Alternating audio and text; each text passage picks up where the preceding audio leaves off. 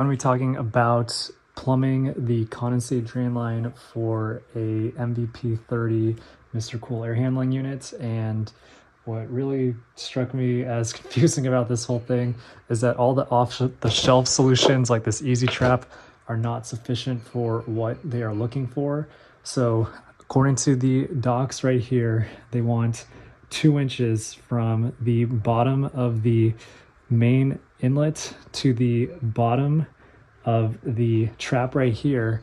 But if you read the box right here, it says there's a trap drop of 1 inch. You can double check, but basically you do see that this is not sufficient as it stands for that.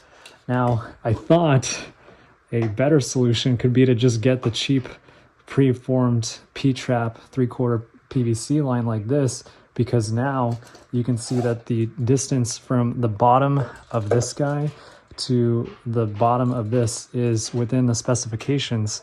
However, the problem with this is they also have this 2-inch requirement at least for the bottom of the trap to the bottom of the outlet line. And so when you look at this guy, there's barely over 1 inch from the bottom of here to the bottom of there. So that also doesn't work. So the solution that I'm going to be going with is the following. So taking this EZ Trap, removing this guy, the inlet, putting on a coupler, then I'll be adding a little extension right here. So that way I've got at least the 2-inch gap from there to there. And then on top of that, I have that 2-inch gap from the bottom of that to that. So I've satisfied both these requirements. And then finally, they want to have an anti-siphon air vent downstream of your P-trap. So it's going to come out to here, and then I'm going to have just a vertical run of 3/4 PVC going up, but it has to extend at least 2 inches above this guy right there. So this was really frustrating. None of the out-of-the-box solutions work. So I'm going to be doing it this way just because that's what the manufacturer calls for. I know most people probably don't even bother, and they just stick with the default trap setup like this. But in my case,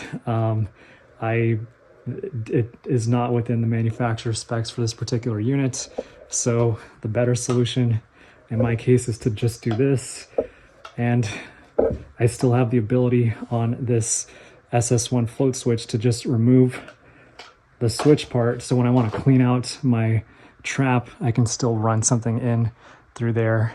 And I can also open this guy up like so to push it out. So this is my final setup, final answer on this, just so I make sure I follow what the manufacturer says so I can still keep that warranty in case there's any leaks or condensate drain issues. But yeah, I just want to share it with you guys that hopefully it helps if you are running into the same issue I am. So cheers.